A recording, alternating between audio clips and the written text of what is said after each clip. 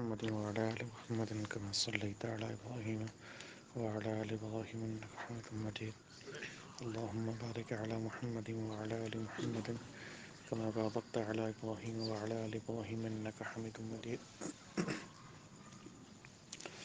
وما يستوي الأعمى والبصير ولا الظلمات ولا النور ولا الظل ولا الحرور وما يستوي الأحياء ولا الأموات إن الله يسمع من يشاء وما أنت بمسمع من في القبور إن أنت إلا نذير إنا أرسلناك بالحق بشيرا ونذيرا وإن من أمة إلا خلا فيها نذير وإن يكذبوك فقد كذب الذين من قبلهم جاءتهم رسلهم بالبينات وبالزبر وبالكتاب المنير ثم أخذت الذين كفروا فكيف كان نكير.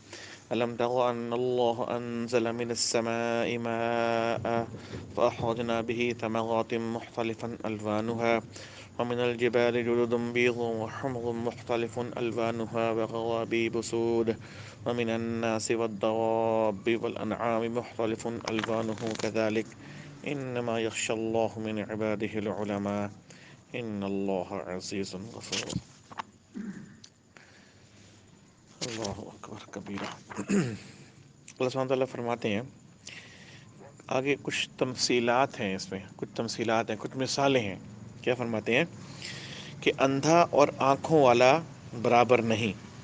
یعنی ایک ایسا شخص جس نے حقائق کو سامنے ہونے کے باوجود اپنی آنکھیں بند کر لی ہیں اور اپنے توہمات کے اوپر یا والدین کے بتائے ہوئے مسلک کے اوپر جو چل رہا ہے وہ، اور دوسرا شخص جس نے اپنی پوری کائنات کو دیکھنے کے بعد کیسے اللہ رب العزت نے ایک مخصوص تناسب سے جو ہے وہ پانی جگہ پہ رکھا اور اس کے بعد پہاڑ رکھے اور مختلف چیزیں، اور اپنے انسان کو ہی دیکھ لیں اس کے اندر اللہ سبحانہ تعالیٰ نے کیسے نظام رکھے.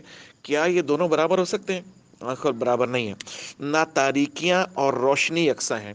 ویسے تو تاریکی اور روشنی کا مطلب سب کو معلوم ہے، لیکن اگر ہم اس کو پیچھے سے دیکھیں جس طرح اللہ سبحانہ تعالیٰ بتانا چاہ رہے ہیں، اس کا مطلب یہ ہے کہ وہ شخص جو کفر کی تاریکی کے اندر یا منافقت کی تاریکی کے اندر یا ریاکاری کی تاریکی کے اندر یا اپنے نفس کو خوش کرنے کی تاریکی کے اندر جو پھر رہا ہے، اور وہ شخص جو اپنی روشنی جس نے اللہ رب العزت کو پہچان کر اپنے آپ میں روشنی رکھ لی ہے، کیا یہ دونوں برابر ہیں؟ ہرگز نہیں. نہ ٹھنڈی چھاؤں اور دھوپ کی تپش ایک جیسی ہے. ویسے تو اس کا مطلب ہے، لیکن اگر ہم اس کو پیچھے سے جیسے چل رہا ہے اس طرح دیکھیں تو اس کا مطلب یہ ہے کہ جو شخص اللہ رب العزت کے احکام پر عمل کرتے ہوئے جب جنت کے اندر جائے گا تو کیا چھاؤں والا اور جب جو جہنم میں جو ڈالا جائے گا کیا وہ دونوں برابر ہوں گے؟ یہ کیسے ممکن ہے؟ اور نہ زندے اور مردے آپس میں مساوی ہیں. مفہوم اس کا یہ ہے. زندہ سے مراد یہاں کون ہے؟ جو اللہ رب العزت کو پہچانتا ہے اور اللہ کا ذکر کرتا ہے. اور مردہ سے مراد ہے کہ وہ شخص جو اللہ رب العزت کو پہچانتے نہیں، بے شک وہ چل پھر رہے ہیں لیکن اللہ رب العزت کو پہچانتے نہیں. ان ساری چیزوں کا یہ کیسے ہو سکتا ہے کہ یہ سارے ایک ہی انجام سے دوچار ہوں؟ ایک شخص جس نے اپنی ساری زندگی اللہ کے احکام کے مطابق گزار دی اور نبی کریم صلی اللہ علیہ وسلم کے طریقے کے مطابق گزار لی، جس نے حلال کو حلال جانا، حرام کو حرام جانا، اور جس نے غلط کو غلط جانا، صحیح کو صحیح جانا، یہ کیسے ہو سکتا ہے کہ وہ شخص اس کے برابر ہو جائے کہ جو روپیہ بھی لیتا ہے اور جو رشوتیں بھی لیتا ہے، جو دوسروں کے مال کو بھی کھا لیتا ہے، جو غلط کام کرتا ہے سارے کے سارے، آخر ان دونوں کا انجام کیسے ہو سکتا ہے؟ ایک وہ بندہ جس نے ایٹم بم کو ایجاد کرنے کے بعد غلط طریقے سے ہیروشیما اور ناگاساکی کے اوپر ایٹم بم گرایا اور وہاں لاکھوں لوگ مر گئے. ایک وہ شخص ہے، اگر اس کو آپ کیا کر سکتے ہیں اس کے ساتھ؟ زیادہ سے زیادہ آپ اس کا مال چھین سکتے ہیں، زیادہ سے زیادہ بہت زیادہ کیا تو اس کے بچوں کو چھین سکتے ہیں، اور زیادہ سے زیادہ آپ اس کی پھانسی لگا سکتے ہیں. بس زیادہ تو کچھ نہیں کر سکتے نا. لاکھوں لوگوں کو قتل کر دیا. اور دوسری طرف وہ شخص جس نے اپنی ساری زندگی دکھی انسان کی خدمت میں گزار دی، آپ اس کو زیادہ سے زیادہ کیا دے سکتے ہیں؟ تو یہ کیسے ہو سکتا ہے کہ یہ سارے کے سارے اللہ کے نزدیک برابر ہوں؟ ایسا نہیں ہے.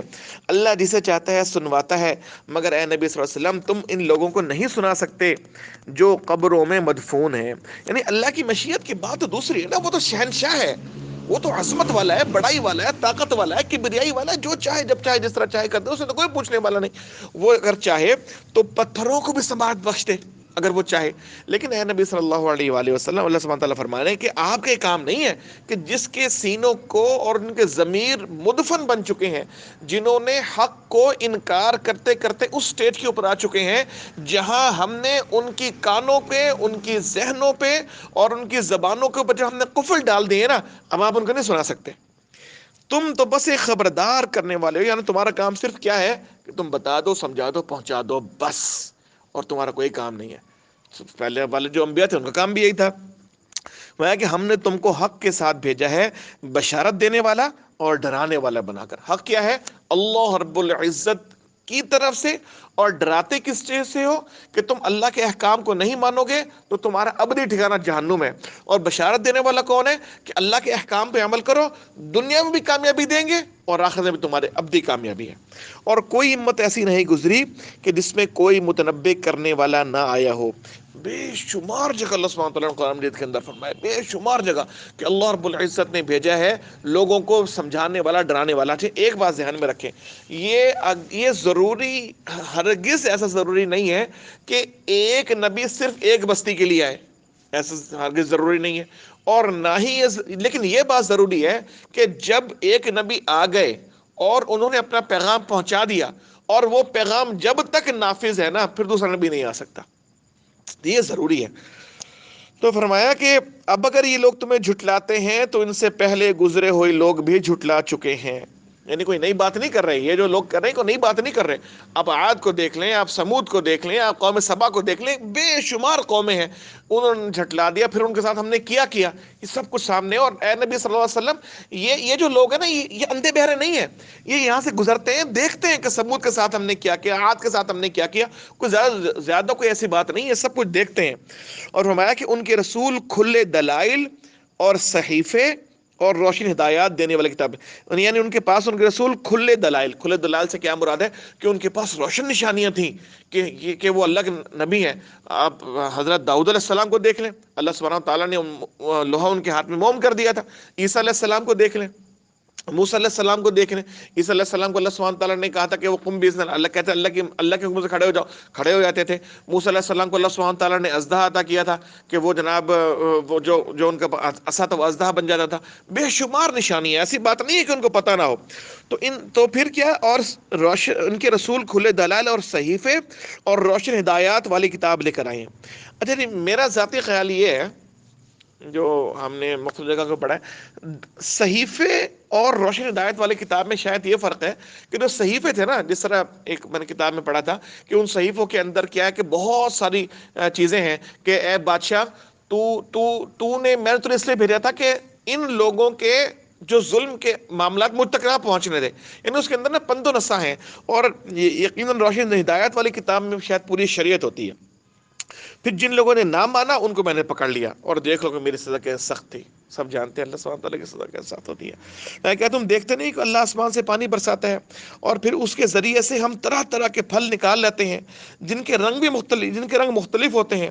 پہاڑوں میں بھی سفید، سرخ اور گہری سیاہ دھاریاں پائی جاتی ہیں جن کے رنگ مختلف ہوتے ہیں.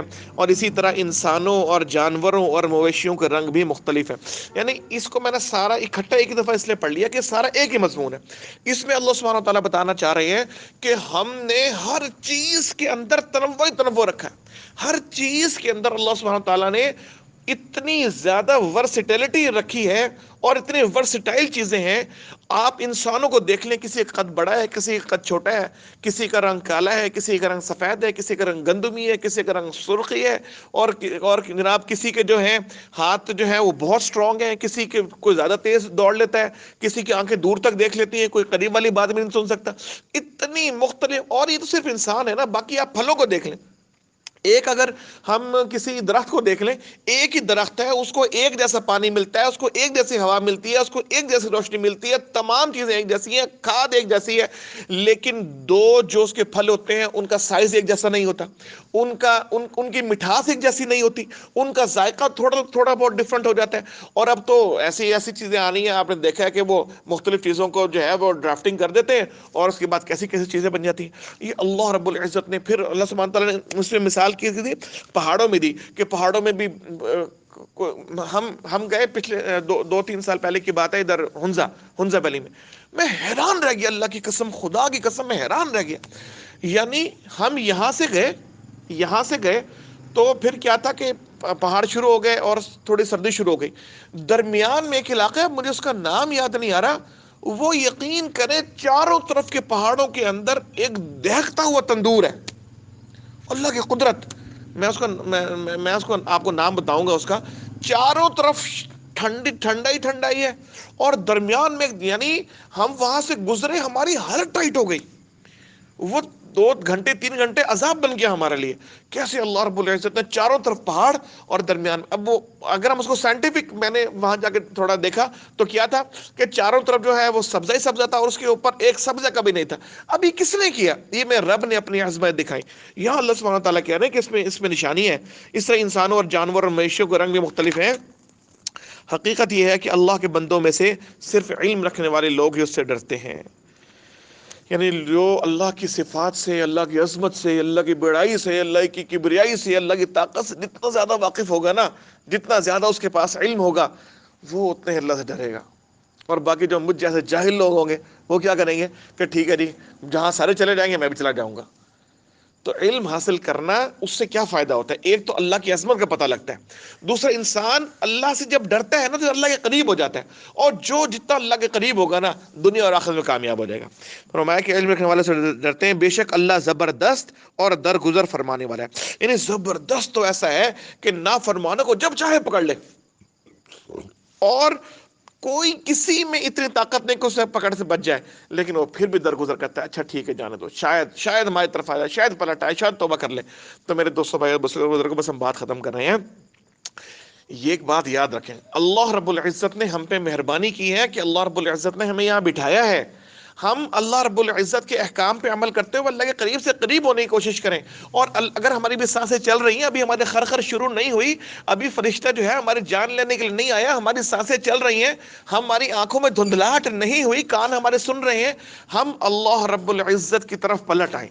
ہم میں سے جتنے بھی لوگ بیٹھے ہیں اور جو لوگ سن رہے ہیں، چاہے وہ گھرے میں ہو چاہے وہ یہاں ہو، وہ ایک دفعہ کہتے ہیں کہ یا اللہ میری توبہ، دل میں کہتے ہیں کہ یا اللہ بس مجھے معاف کر دے، میں تیرے طرف پلٹنا چاہتا ہوں.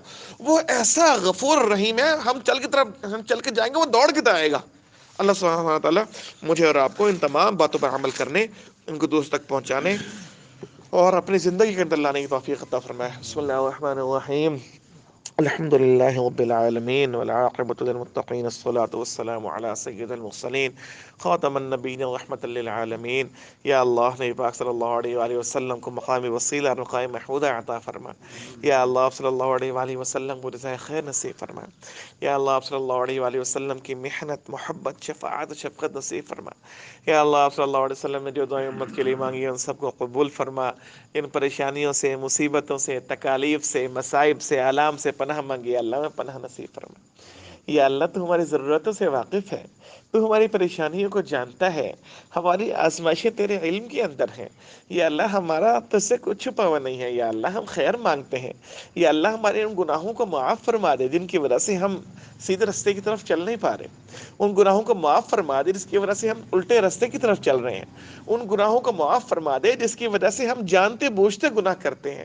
ان گناہوں کو معاف فرما دے جن کی وجہ سے یا اللہ ظالم لوگ ہمارے پر مسلط ہیں. یا اللہ ان گناہوں کو معاف فرما دے کہ جن کی وجہ سے ہم تیرا پیغام نہیں پہنچا پا رہے. یا اللہ ہم اس قرآن کو پڑھتے ہیں اس کی وجہ سے کہ تیرا حکم ہے، تیرے نبی نے تیرے نبی کا فرمان ہے. یا اللہ ہم صرف اس وجہ سے پڑھتے ہیں. یا اللہ اس میں غلطی کوتاہی یقیناً ہوں گی. یا اللہ ان کو معاف کر دے اور یا اللہ ہم سیدھے سچے رستے پہ چلا دے. قرآن کو ہمارا جھگڑالو بنا دے.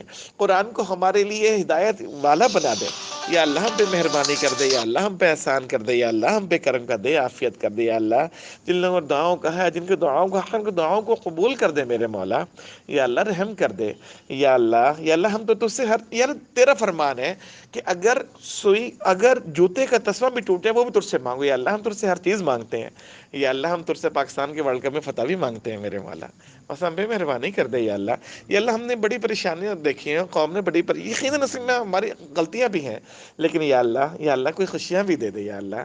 اور یا اللہ ہر طرح کی, یا اللہ ہر میدان میں, یعنی چاہے وہ کھیل کا میدان ہو, چاہے وہ جہاد کا میدان ہو, چاہے وہ معاشی میدان ہو, چاہے وہ معاشرتی میدان ہو, ہر میدان میں ہمیں فتح نصیب دے یا اللہ. کھلی فتح نصیب فرما.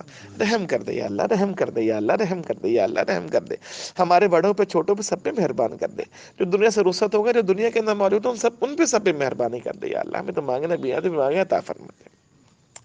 سبحان اللہ بحمدہ, سبحانک اللہم وبحمدک, اشہد ان لا الہ الا انت, استغفرک واتوب الیک.